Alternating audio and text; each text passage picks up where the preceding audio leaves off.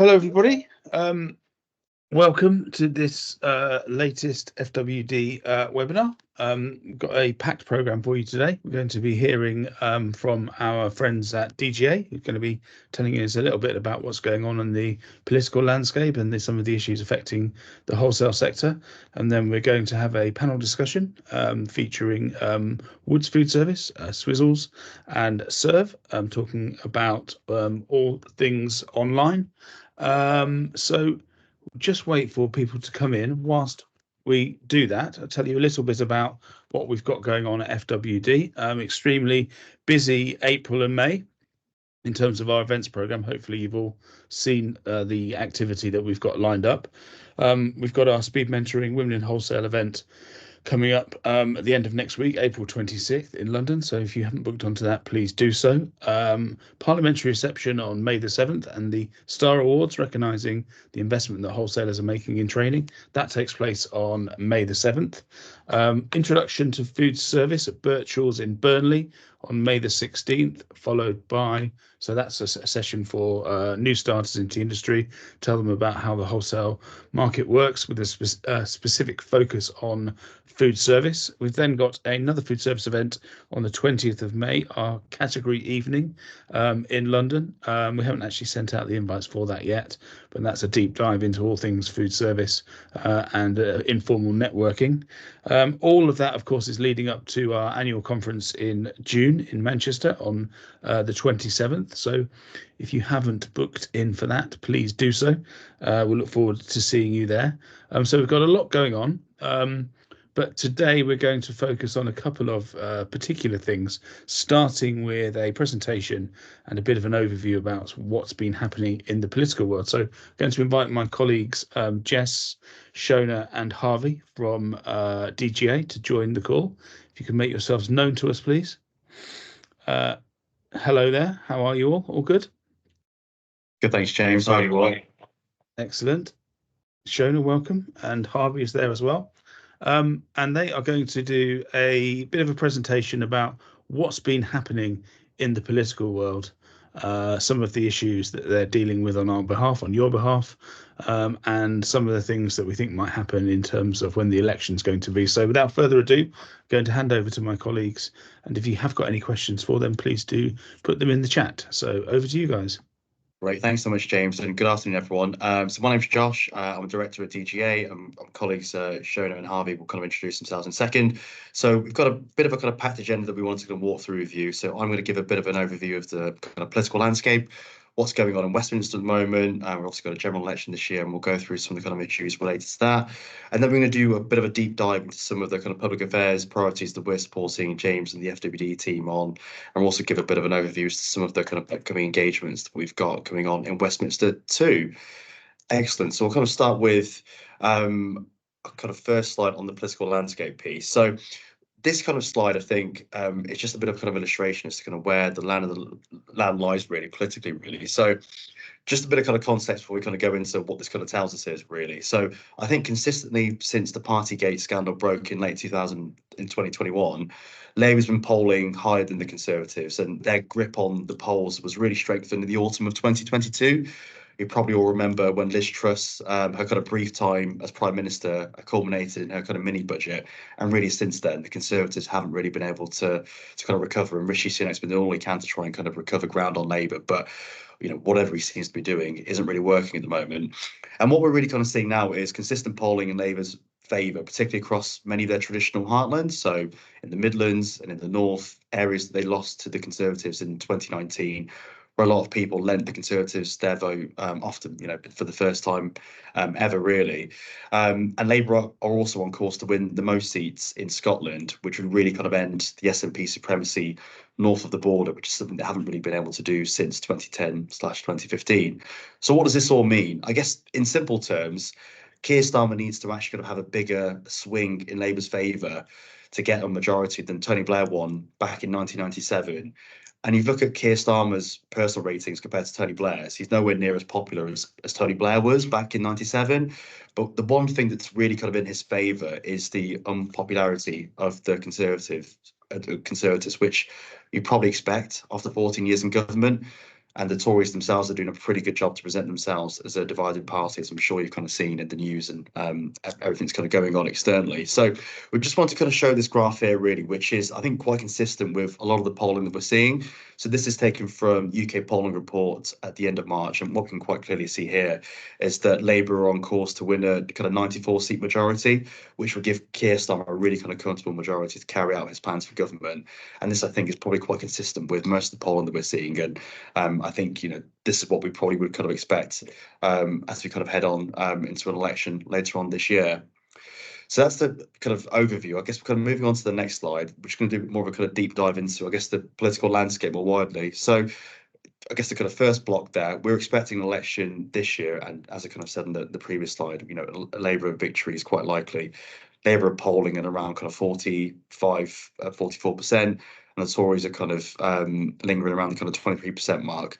And this is all kind of building towards an expectation for there to be an election in October or November. If I were a betting man, I'd probably say that the election is probably likely to be in that period of time, because one of the things that the political parties will be banking on is having the party conference season taking place in September and October. And that's a really, really kind of rich source of revenue for the political party. So particularly for a party like the Conservatives, they need that kind of cash injection to try and kind of set off a kind of wider election campaign later on into the autumn. And so we're kind of expecting the election to take place either at the back end of October, or a lot of people are expecting, I think it's like the 16th of November. So I guess the kind of wider context of this as well is that, the main political backdrop of all of this is that, we're obviously still in a period of tough economic conditions. We've got stagnant growth. We entered a technical recession at the start of the year, and we're still living in a world where we've got high interest rates, and this really isn't kind of ideal economic indicators if you want to be kind of defending your legacy as the government for the last 14 years, which is partially why Labour are performing so well in the polls at the moment.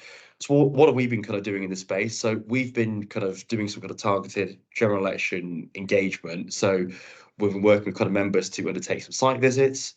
We've also been engaging with some prospective parliamentary candidates. So we've kind of built out a kind of stakeholder map outlining who some of the most likely candidates are to kind of win some seats in kind of target areas, and kind of writing to them, engaging them, and seeing if there might be a potential opportunity to try and kind of strike up an early engagement, as it's likely that they might kind of form and become an MP after the next election.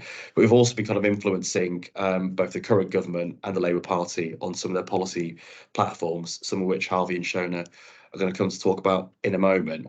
And I guess, if we kind of press ahead and look ahead to the general election as well, I guess, this also will bring new opportunities. We'll have a new government, even if it's, Rishi Sunak in a very unlikely event remains in power.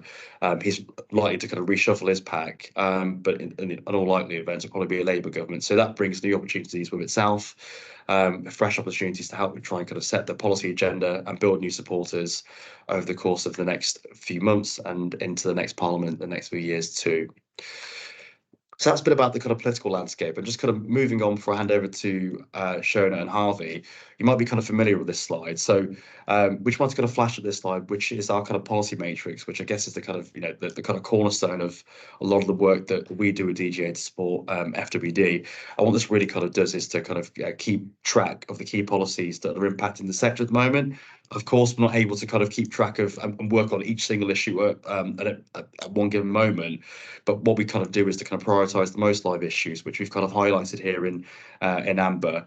And these will probably be issues that you're all kind of familiar with. And what I'm going to do now is to kind of hand over to Shona, I believe, first, that's going to kind of talk through one of the most kind of pertinent issues that we're working on, which is crime, I believe. Yes, thank you, Josh. So wholesale crime is definitely something that we've consistently been monitoring for years now. But more recently, we've definitely felt like there's been a surge, especially since the COVID-19 pandemic. And most recently, in our FWD survey, 100% of wholesalers who responded did note that crime was in their top 5 foremost concerns. So, and this was also being primarily adequated to the fact that there's a lack of police responsiveness. So in doing so, we've really sort of upped our engagement on this issue. And we have had some really positive engagements in the past. So some of our achievements have noted that we had Alex Norris visit his local depot, to which we were able to kind of explain the situation of wholesale crime to him and really allow him to to allow him to give us a commitment that Labour would then include wholesale crime and future Labour retail crime legislation. Sorry, I should have said Alex Norris is the Shadow Crime and Policing Minister. And so that was really, really positive. We have been continuing to engage with FWD members and collect as much data as possible. And we've also been able to convene members to have a sort of roundtable session with Home Office officials and really discuss and explain the state of wholesale crime, to which they've always been really, really receptive.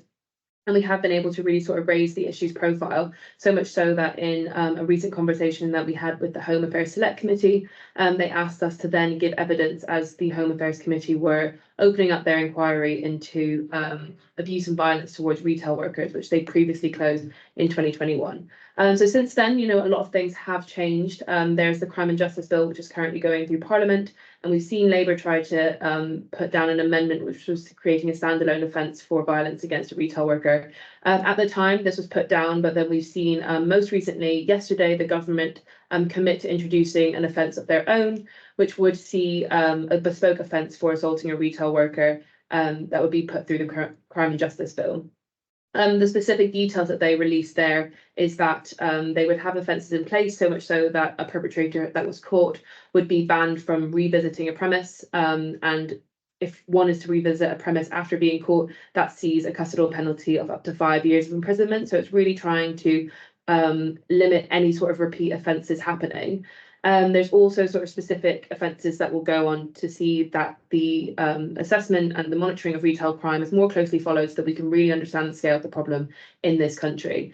The issue there is primarily that we haven't gone on to see how retail crime is defined. So in our engagement with the Labour Party, we've been sure to have that commitment that if they are to produce any sort of policy papers, that retail also includes people working in the wholesale sector and also people working in the transit and distribution of goods across between retail and hospitality and premises and so on.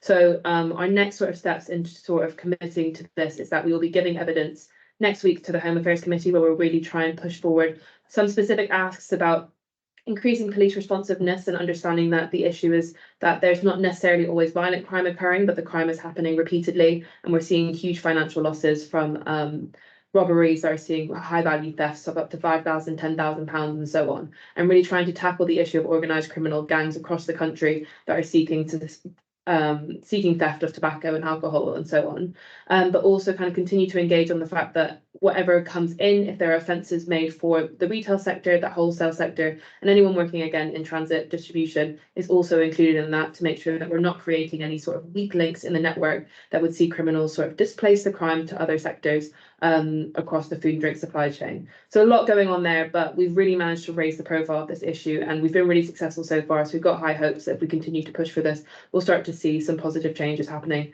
in the next couple of months. And then changing track a little bit, we've also been working a lot on the apprenticeship levy. So apprenticeship levy is something that I'm sure the majority of you all pay into, and that we found that in our previous engagement with FWD members, that there really is a lack of ability to access the full amount of levy. So as you can see here, the apprenticeship levy hasn't really been working, and since 2019 we've seen £3.3 billion of unspent levy go back to the Treasury. So for many businesses, they're seeing it as this additional tax that they're paying and not necessarily being able to access it. So we've been working on that and raising the profile on that, and we did manage to meet with Minister Halfin about 6 months ago and explain to him the issues. And luckily, we haven't really been able to get through to the Conservative government on reforming this levy. They did introduce some changes a couple of weeks ago, which was looking at levy paying employers can transfer up to 25% of their annual funds to support any employer that is including smaller employers that are in their supply chains, which is somewhat helpful, but not necessarily going to give you the access that you need to really upskill and level up your staff. So what we did during Apprenticeship Levy Week is we wrote a letter from the wider industry. So it wasn't just FWD and some of its big members, but we also got sign-on from people like Cold Chain Federation, the RHA and so on, to really put forward these three asks that you can see on the slide. And what we really want to do is sort of expand the scope of the levy to make sure that you can access it for different things that aren't necessarily certified apprenticeships, whether that's language training courses and so on. Also looking at more flexible requirements, conversations that we've had with members that seen that the mandated classroom hours aren't necessarily valuable for all apprenticeships at each level. So we wanted to see more flexibility in that.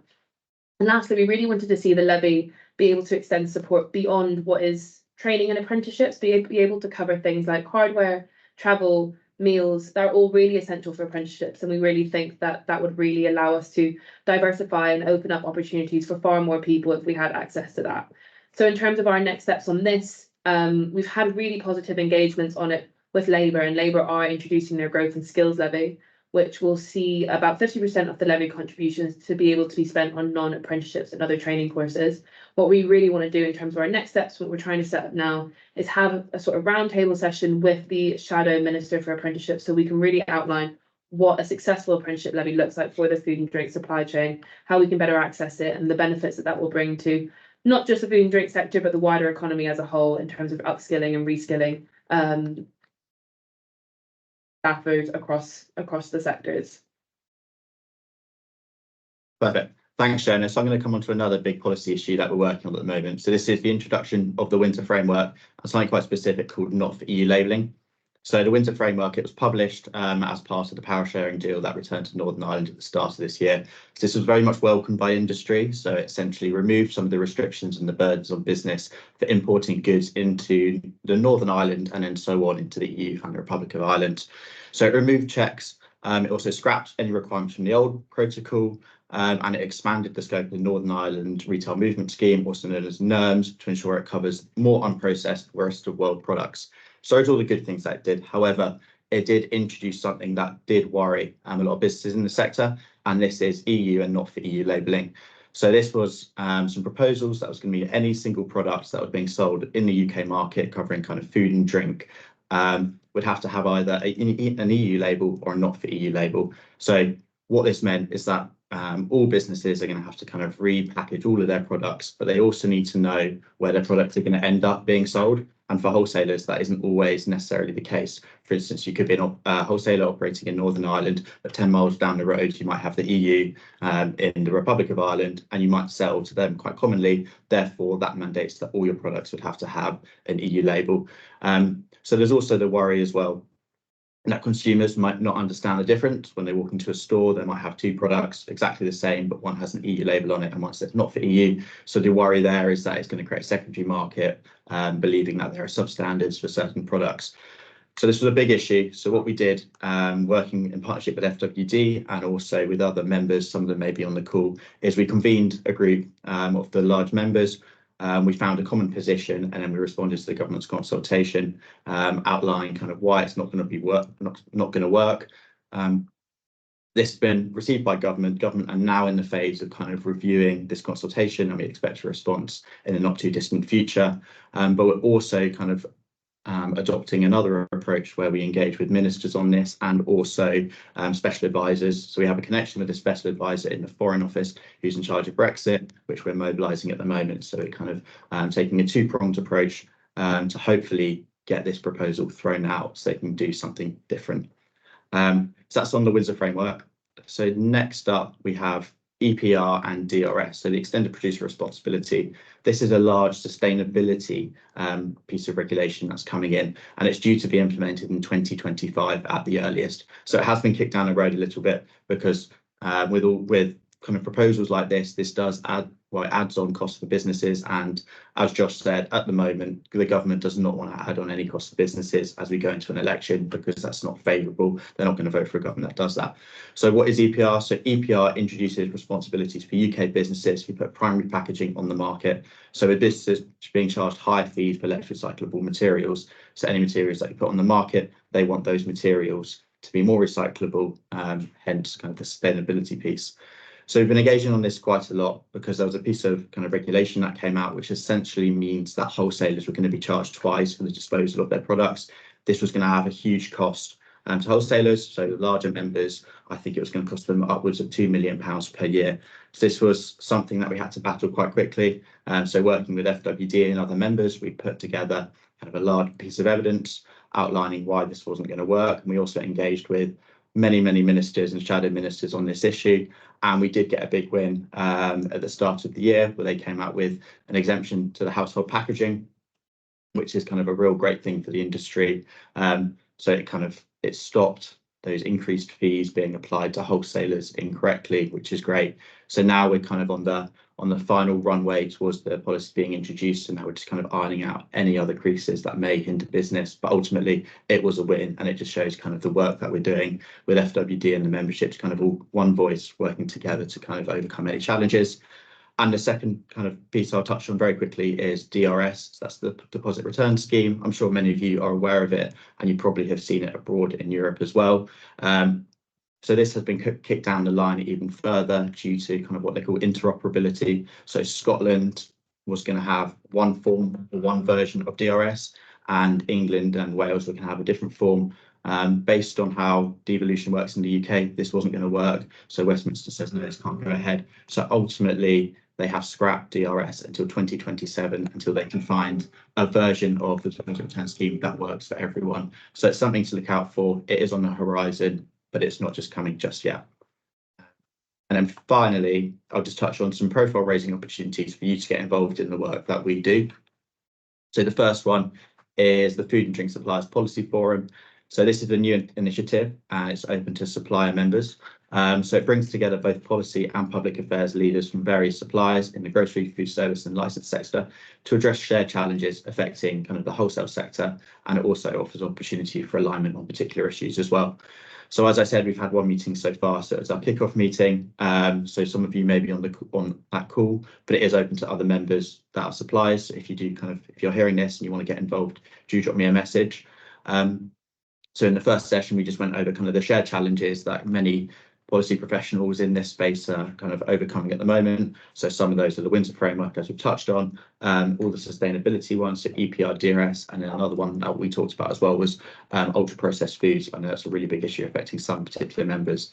So kind of there is an opportunity for you to get involved moving forward. So we have the Shadow Food Minister, so that's Daniel Zeichner. He's the one in the top right on the screen. So he's coming to our offices in London, and we're going to host a roundtable with policy professionals from this network to talk about kind of Labour, what their plans for the food sector are should they win the next election, and we'll also brief him on any kind of particular issues that are affecting businesses, such as the ones I've mentioned, but it's also open to any other issues that you have as well. So if you are a policy professional kind of working in that area, or you know anyone in your team that kind of is interested, that works across this, do get in touch. You'll be welcome to join. And then very quickly, finally, as James mentioned as well, we also kind of support on the Star Awards. So this is an annual FWD event, and it happens in the House of Parliament in London. So it's a really, really good day out, but it's also an opportunity for members to recognise kind of the heroes in their business working for them. And so they get to come up to London for the day, come into Parliament, they get to meet their local MP and meet ministers who kind of present the awards, and they also get to network with other members and colleagues from kind of different wholesale backgrounds as well. So there's kind of a quick whistle-stop tour of everything that we've done. I'll stop sharing my screen now, but if you do have any questions, do let us know. Thank you very much, everyone. That was fantastic. Really good and insightful overview. So yeah, brilliant. And if you've got any questions for our colleagues at DGA, please do let me know, and we can pass them on. And yeah, thanks very much for all that you do on our behalf, and thanks for joining the call today. Brilliant. We're going to have a discussion now around digital integration and automation. So I'd like to invite Lana from Woods, Ben from Swizzels, and David from Cerve to join us on the webinar. Welcome to you all. So it's probably easiest if I allow you to introduce yourself. So let's start with you, Lana, if you tell us who you are and what you do. I'm Lana. I'm the Joint Managing Director at Woods Foodservice. We're a wholesaler in Greater London, and we deliver to premium hospitality venues. And we're branching out into other major cities in the UK at the moment, mostly Birmingham, Manchester, Leeds, and Bristol. And we've got a nice little route down in Brighton as well. Fantastic. Ben? Good afternoon all. My name's Ben Cooper. I look after the wholesale channel here at Swizzels. That includes both retail and our new ventures into the food service arena. Been involved for about 7 years. And what are the products that you have under the Swizzels banner? So our most famous brands are some of our older bands. So Love Hearts, Drumsticks have been around. Drumsticks are 95 years old, James, would you believe? I mean, Wow. it's an interesting fact. And Love Hearts celebrate their 70th birthday this year as well. But our biggest brand is our Squashies. It's now the #1 hanging brand in the UK, and it's gradually making its way around the world as a credible offering to the fun-filled world at Haribo. Fantastic. I'm going to come on to introduce you in a second, David. Before we do that, just a quick supplementary follow-up, Ben, if I may. You mentioned there that you were moving into the food service space. What does that actually look like in practice? I mean, are there many sweets sold as starters? I don't know. Yeah, absolutely. I think everyone should start their fine cuisine with a lollipop. On the contrary, it's. I've worked at Coca-Cola, I've worked at Kellogg's, and it's very rare to find true white space. And what sugar confectionery, more than chocolate confectionery, is actually showing us is there is a lot of white space out there. With COVID and the differences that it's led our communities down, a lot of pubs are becoming family led rather than wet led, and you take your family out to the pub and they're still selling pork scratchings and nuts, whereas you've got a 7-year-old nagging you with an iPad. You wanna give them a lollipop or a bag of sweets, and we've done trials. We put cafes, golf clubs. We've just won the prison service where we're selling tens of thousands of cases, oil rigs, you name it. When you start to talk to some of these partners, such as the Bid Foods, the Cater Forces of this world, it's quite interesting and refreshing to see just how much of an opportunity there is out there. And we're reaping the benefits of that because there's been no leader in that, James. There's been no Coca-Cola of the sugar world to really drive that forward. And it's adding a lot of work, but a lot of opportunity. So watch this space. Lara, you're in the food service wholesale business. Is that something that you think has some merit? I think we do see a bit of confectionery used around bar menus actually, but more for us on like the cocktail side. So candy floss is one of our good sellers there because that's used in quite a few cocktails now. But that'll probably be the space for us that it would do well. Interesting. Yeah. I mean, it's quite interesting because what we've done, and I guess this isn't necessarily for today, but we've separated up the need states into 3 areas. Are you a revenue driving product? Are you an ingredient? To your point there, Lana, it could be candy floss or obviously a wonderful Parma Violet gin, which clearly is in our world. Or thirdly, complementary, a mint at the end of the meal, a lollipop at the end of the meal. There's all these different bits that we can cater for. So we'll be talking to different people about different products in different ways. And who knows, Lana, maybe it's a conversation we'll have in the future. Excellent. Well, this could be the start of a beautiful friendship. Who knows? Absolutely. David, I don't want to leave you unintroduced to the group. So please tell us about yourself. I'm David, CCO at Cerve and unashamed squashy aficionado too. But I work for Cerve. We are a data integration organization, so we provide standardized modern integrations we work exclusively in food and beverage, and our vision is to transform the current relatively undisrupted communications world and the world of digital integrations within food and beverage. We offer each organization that we work with a customized yet standardized connection, which allows them to connect to anyone else who also carries a connection to Cerve. So we're here about speed. We're here about transforming the ability for the likes of Ben to get his product range and portfolio able to be accessed wherever there's a demand, whether it's in the UK, whether it's in food service, whether it's in retail, whether it's in catering. So yeah, we are on a mission to create a connected infrastructure across the world of food and beverage.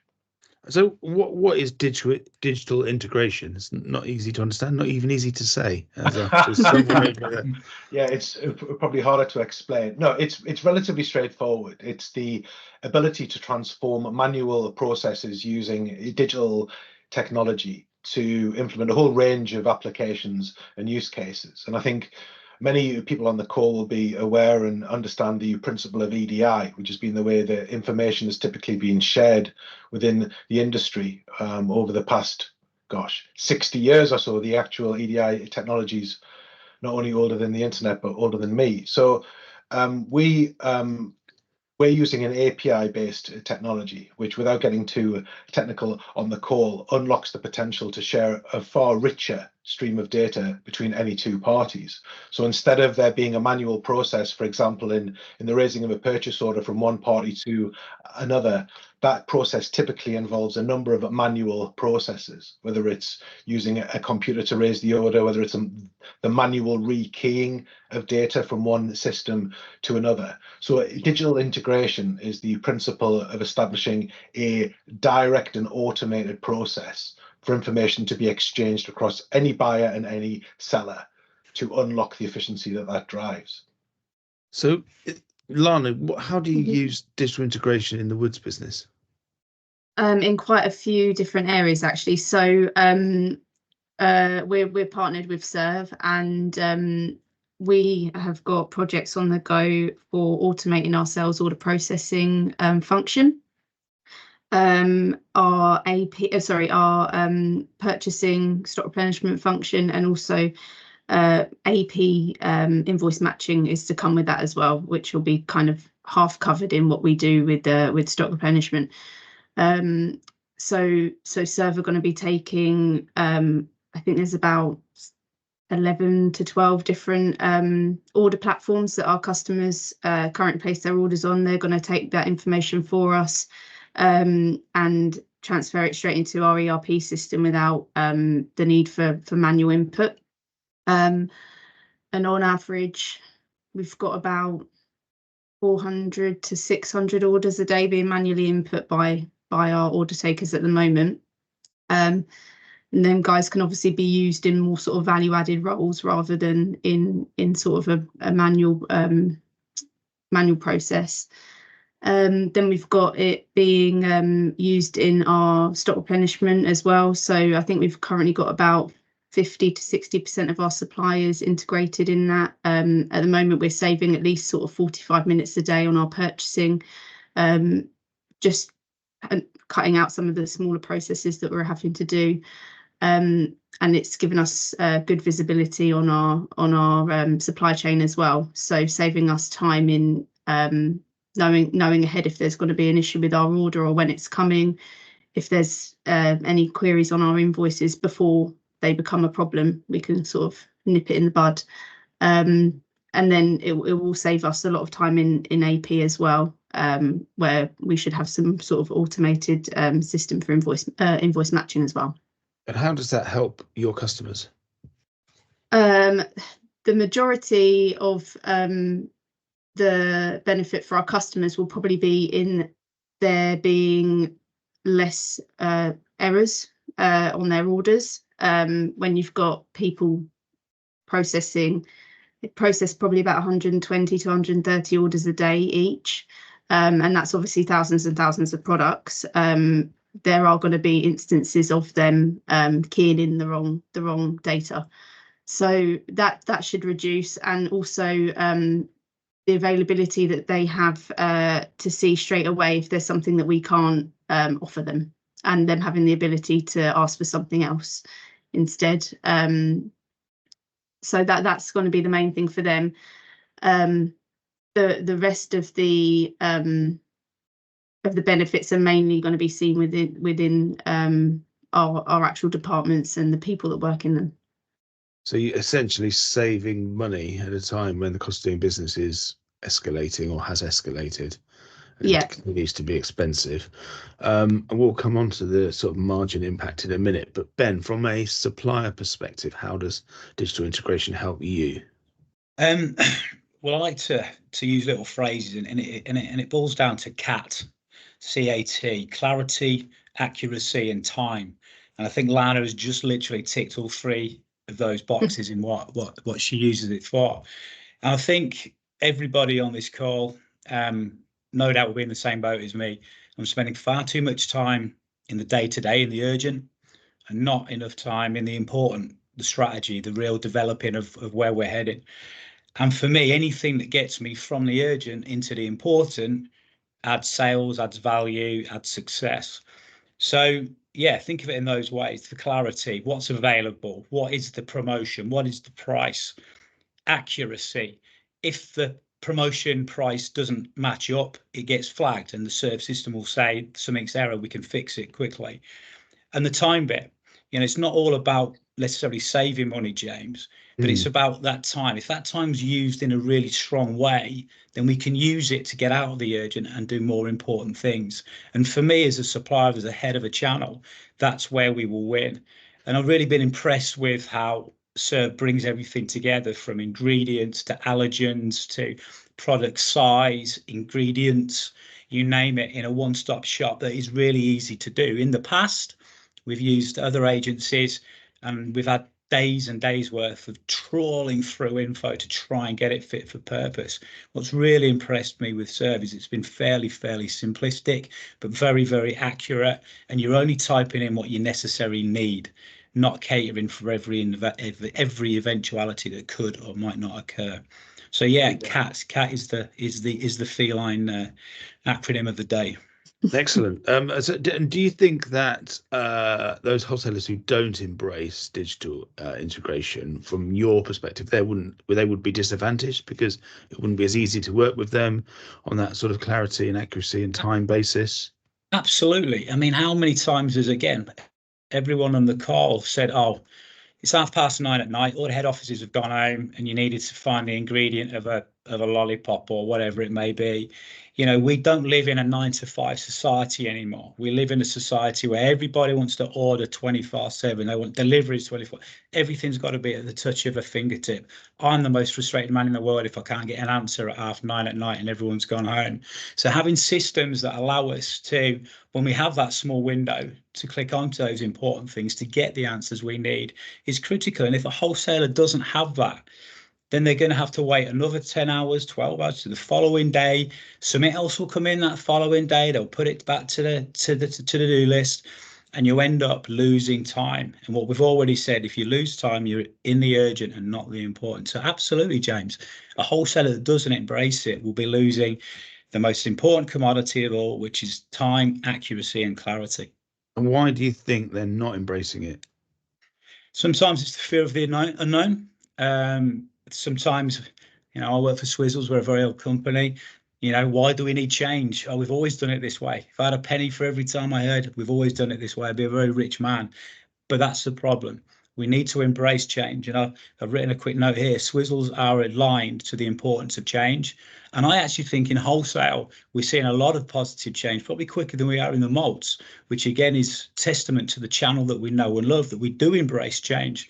And I think what we're seeing with people like the buying groups and the major wholesalers embracing this allows us to be better equipped for changes such as COVID or whatever may be coming around the corner. So yeah, 100%, James.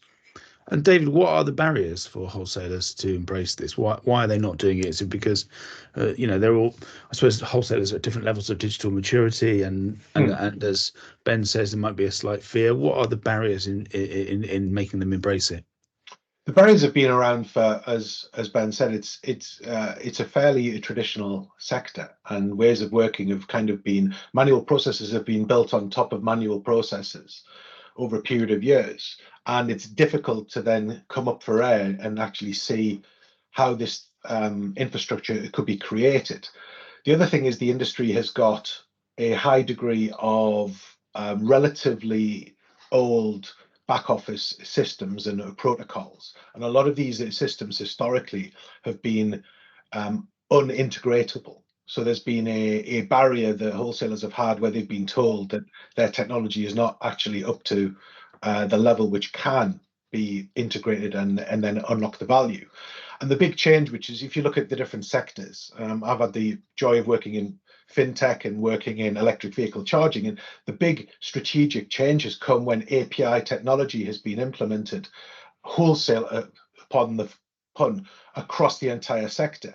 So the concept of open banking being established within finance now unlocks different use cases, different applications, a huge different level of efficiency. Anyone who on the call who has an electric vehicle or drives an electric vehicle, a few years ago, the early adopters were having to carry around 16 different payment cards in an envelope, because when you turned up at a charging station, you didn't know which card you needed. Now, the transformation has been within that sector, a standardization of a standard protocol.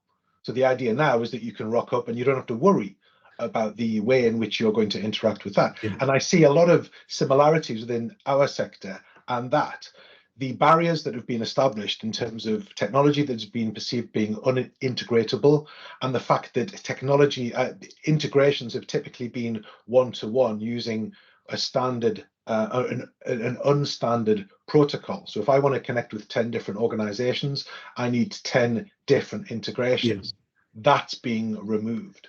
So now it's becoming standardized, and that's going to be the biggest single removal, the barrier that gets removed that's going to accelerate change most quickly. So that's the benefit, and yeah, that's fairly well understood. But you mentioned something quite interesting there about the fact, you worked in other sectors. How does wholesale compare with those other industries and sectors in terms of adoption? It's now is the time when API can be deployed across the industry. So to me, the last 5 years, there's been obviously incredible headwinds that the industry's faced, and even notwithstanding the headwinds, there has been progress in a number of different areas of automation and digitization in other areas of commerce. The number of wholesalers now operating with a website and digitally selling has increased tenfold since 2018. So we've seen a huge increase in the application of certain elements of e-commerce.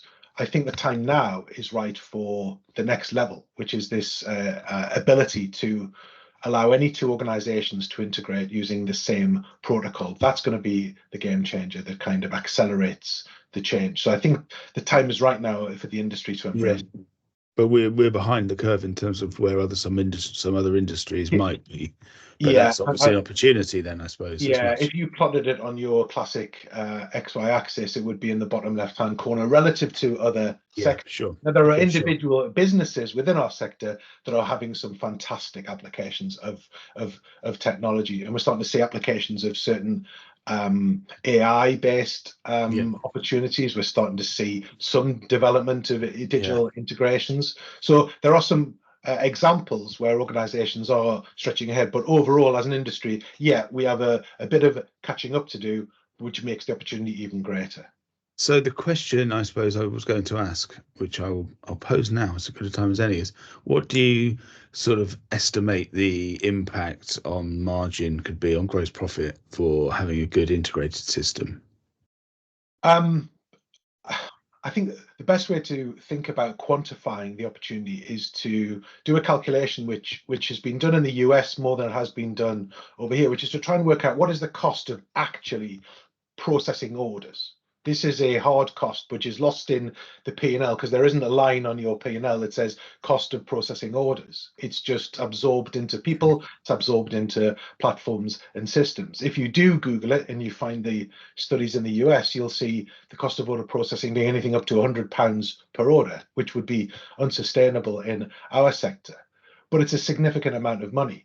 And whenever we've built a business case and we've completed a discovery session for a client, we have yet to see a return on investment of less than 5x. We've yet to see the opportunity to put, if you think about it as a percentage of turnover, somewhere between 1% and 2% of turnover can be available to be returned back into the business for investment. It's significant, James. It's a huge amount of money. Yeah, interesting, and that sort of touches on a point around people and utilizing people in a different way. You mentioned that before, Lana.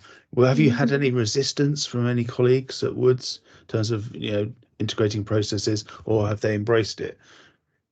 No, I think they've embraced it, to be honest with you, and we're still on that sort of path to do a lot more with Cerve anyway. Like a lot of our sales order processing isn't going to start to be automated until about June time, May to June.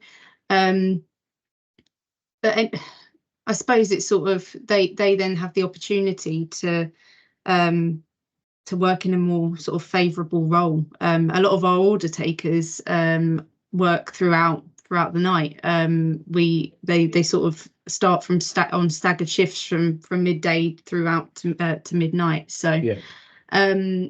It's the opportunity for them to move into other areas. One of our guys is going to be moving into the finance department, and that's something he's wanted to do for quite a while.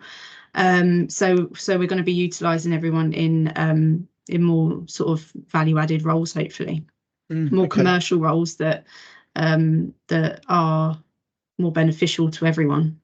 And is that the case with you on the supplier side as well, Ben? Does that mean that you can utilise staff in a different way? Very much so. It goes back to the point before about living in the urgent or the important. You know, if you've got 100 staff and taking David's 1 or 2%, rather than saving the money, if you could use 1 or 2 people to go out there and do some more selling or more educating or something else that drives the actual revenue, that's where we all win. And for me, as a supplier, relatively, mid-range supplier, educating and understanding the opportunities of selling is my bread and butter. It's the absolute way we win. Yeah, fantastic. Well, that's been a brilliant conversation, really interesting and insightful. David, I don't know if you've got a final thought, and then I'll just ask the others the same. In terms of what are the opportunities here? We've discussed it at length, but what's your one? If you had one sort of 30-second takeaway, what would that be? I would ask everyone on the call just to imagine what would happen if we could establish a fully integrated network between all buyers and all suppliers, wherever you were present. All data exchanged, 100% correct all of the time, 100% available, updated in real time, eliminating the manual processes that lead to errors. That's the vision. To get there, we need a standardized approach that eliminates the one-off connections and the costs and the time associated that have been the barriers. Now seems to be the time now that we can actually start to imagine what that kind of integrated world could look like. And that's why we're delighted to be here at this point in time. And Lana, what would your 30-second message be to your customers and your suppliers? Going to be quicker than that. That we're going to be freed up at least to have about 11,000 more added value hours to our working year, and there's so much more we can do with that than we can do manually processing orders for customers and messing around with supply chain issues on the other side. If it takes 10,000 hours to become an expert in something, you'll have an hour to spare. If you think what you could do with that hour, you could start the journey on the next bit. Ben, what's your final takeaway? I'll go back to the analogy: better clarity, better accuracies, and more time to spend in the important. That's what this is being offered. Fantastic. Well, thank you all so much for your time, and thank you everybody for listening in today. It's been an interesting discussion about the political scene and then what's happening in the digital world. We'll see you at one of the many events we've got coming up over the next month or so. Next Together on the 26th of April for the Women in Wholesale Speed Mentoring. Please do book into that if you haven't done so already. And we will see you next time for our webinar. I think it's taking place in June. So thanks everybody. Have a good day and speak to you again soon. Many thanks. Thank you.